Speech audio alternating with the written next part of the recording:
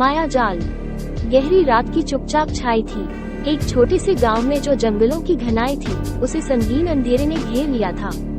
जंगल के अंदर कोई भी आवाज नहीं थी, केवल चंचल हवा का शोर और पेड़ों के पत्तों की सरसराहट सुनाई दे रही थी। वहाँ के लोग इस जंगल के बारे में कहते थे कि यहाँ पुराने राजवंशियों का मायाजाल है, जिसकी राजधानी किसी के देखने की क्षमता में ही नहीं आती थी।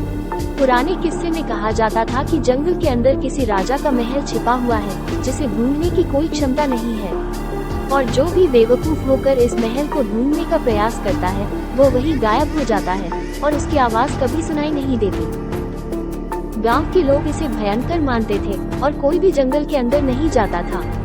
लेकिन एक रोज गांव का एक युवक विनय, जो कि बहुत ही उत्साही और धृष्ट था, ने निश्चित किया कि वो इस महल को ढूंढे और उसका रहस्य खोले। उसने अपनी राह तेजी से चुनी और अकेले ही जंगल की गहराई में घुस गया। धीरे धीरे वो आगे बढ़ता गया और जंगल की घनी वनस्पतियों के बीच महल की खोज में जुट गया। थोड़ी देर बाद उसने एक विशाल महल को पाया, जो कि पुराने किस्सों की तरह बहुत ही भयंकर और अंधेरा था। लेकिन उसने अपना हौसला नहीं हारा और महल के अंदर घुस गया। महल के अंदर चलते चलते उसने विचित्र आवाज सुनी, जैसे किसी की चीख पुकार रही हो। उसने धीरे से आगे बढ़ा और एक विशालकाय दरवाजे के सामने पहुंचा।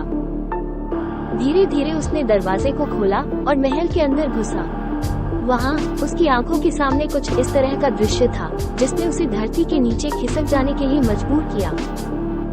महल के अंदर वो एक पुराने समय की कब्र पर खड़ा हुआ था, लेकिन कब्र के ऊपर कुछ ऐसा था जो उसने कभी नहीं सोचा था।